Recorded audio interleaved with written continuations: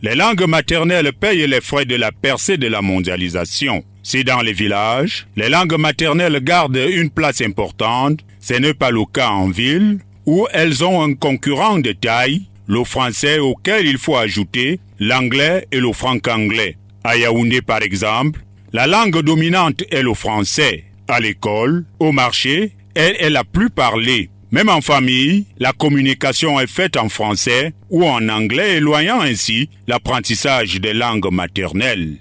Maman mia soumia bese. Amoudé borbakor zanzan alors que zanzan n'est pas bon. Depuis tam zamina posé. Et c'est a tué vingt jours.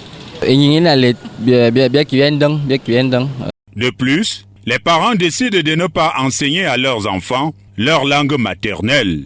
D'autres par contre bénéficient de l'appui des parents.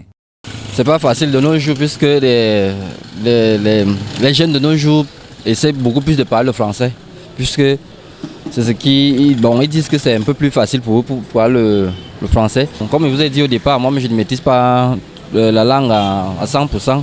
Mais je fais quand même des efforts que mes filles et la famille, ou mes cousins, mes cousines, nous en sortis quand même en passant.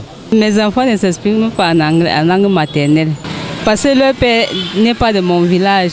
Et on se coince maintenant à parler seulement le français à la maison.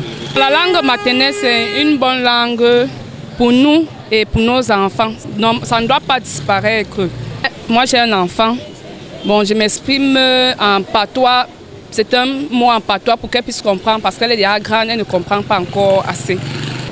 Et de temps en temps, je la vois chez sa grand-mère. C'est sa grand-mère qui l'apprend encore plus. Nos langues maternelles sont en voie de disparition et le gouvernement l'a certainement compris, raison pour laquelle elles sont introduites dans le système éducatif national. Reste à chaque Camerounais de renouer avec la langue maternelle et de la promouvoir.